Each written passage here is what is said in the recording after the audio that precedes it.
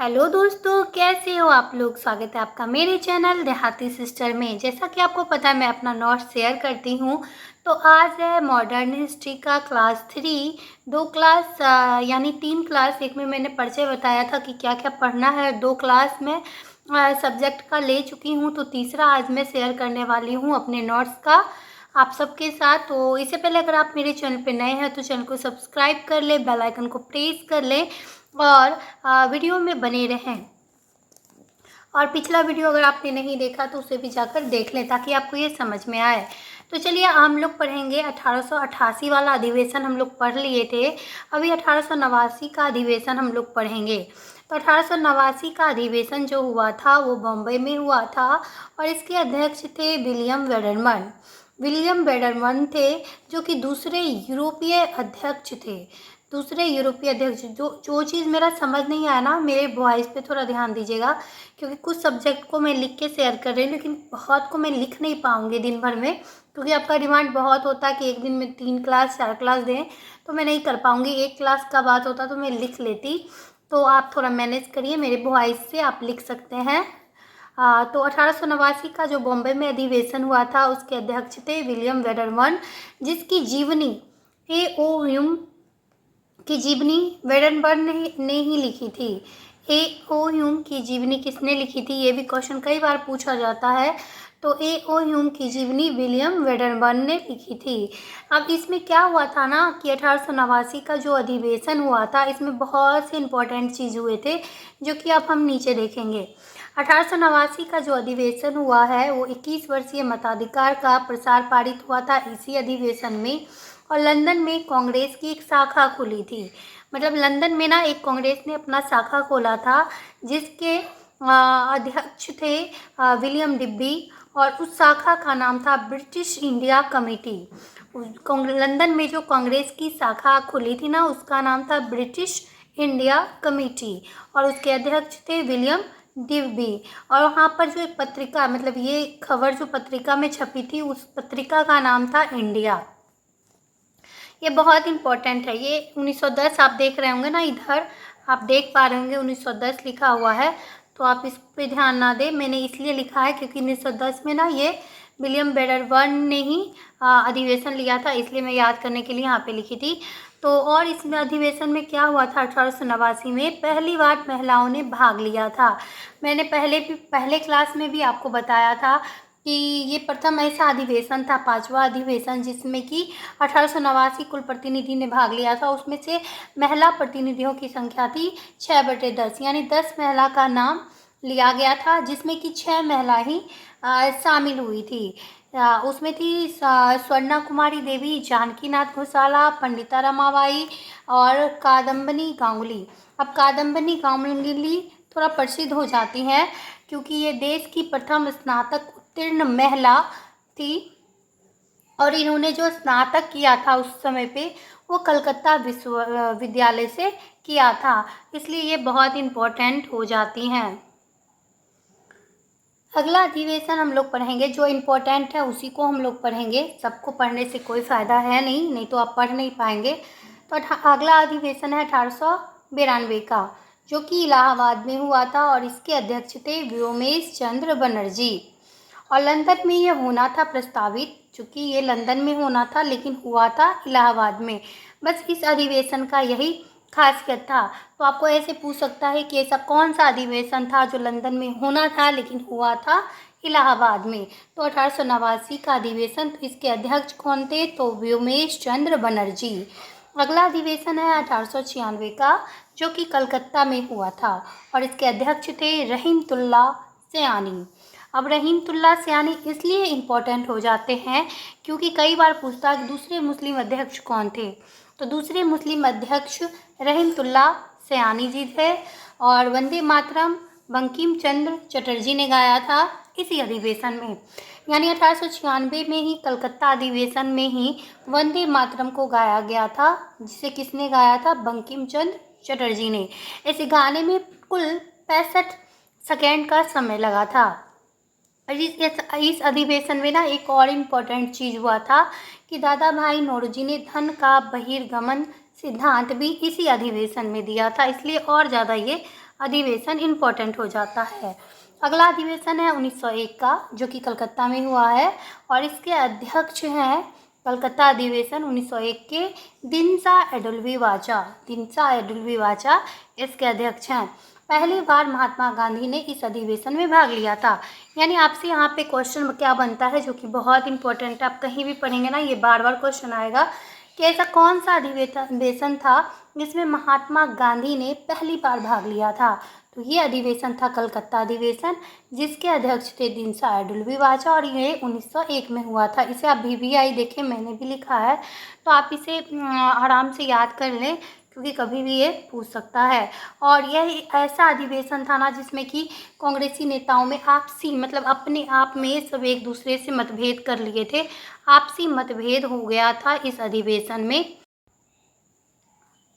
अगला अधिवेशन है 1905 का बनारस अधिवेशन, जिसके अध्यक्ष गोपाल कृष्ण गोखले जी हैं। बंगाल विभाजन का विरोध इसी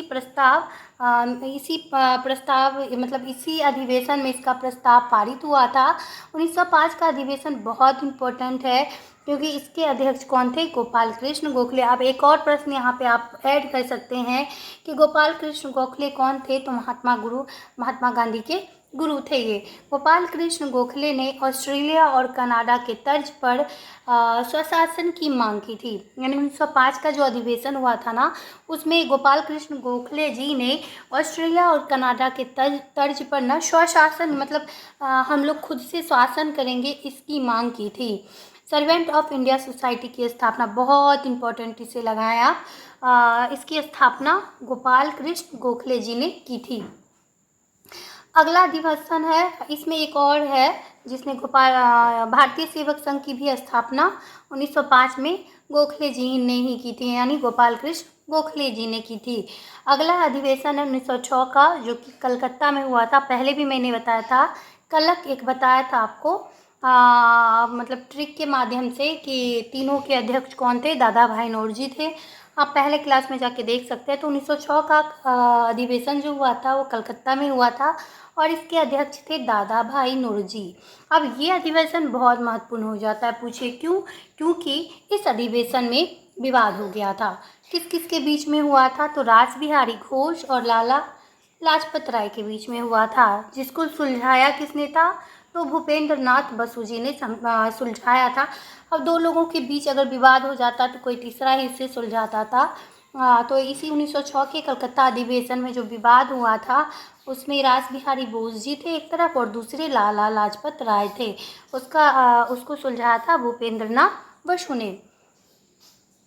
और एक ये मात्र ऐसा अधिवेशन था जो कि बहुत इम्पोर्टेंट था खुद में ही, क्योंकि प्रथम अध्यक्ष पद के लिए इसमें चुनाव भी हुआ था इसी अधिवेशन में।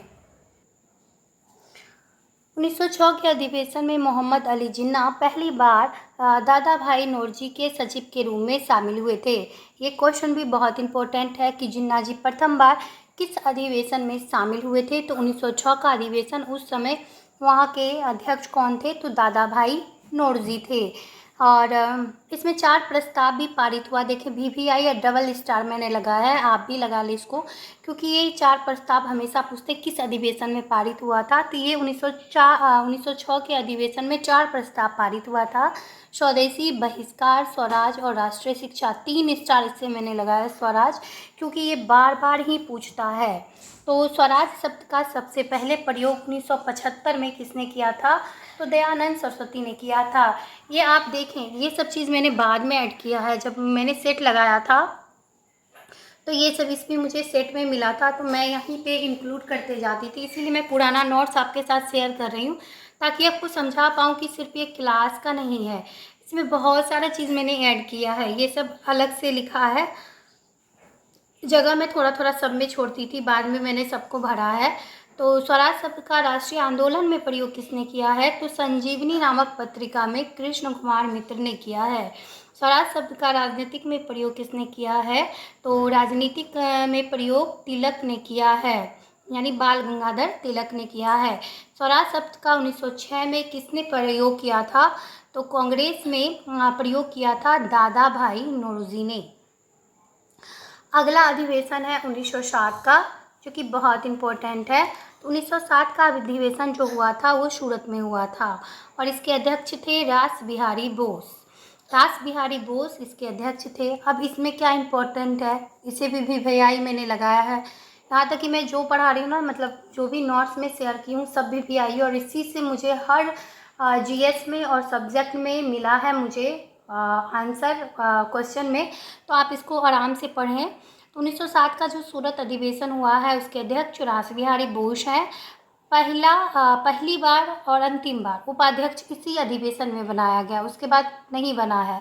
तो पहला और अंतिम बार उपाध्यक्ष जो थे वो फिरोज शाह मेहता जी थे। और कांग्रेस का प्रथम विभाजन इसी में हुआ था, इसी अधिवेशन में नरम दल और गरम दल में हुआ था, यानी दो टुकड़ी में कांग्रेस विभाजित हो गया था, नरम दल और गरम दल में। ये भी इम्पोर्टेंट है कि कब कांग्रेस नरम दल मतलब दो टुकड़ियों में विभाजित हो गया था, नरम दल और गरम दल में। ये भी आगे पढ़ेंगे क्लास में हम लोग कि नरम दल में कौन शामिल था, गरम दल में कौन शामिल था।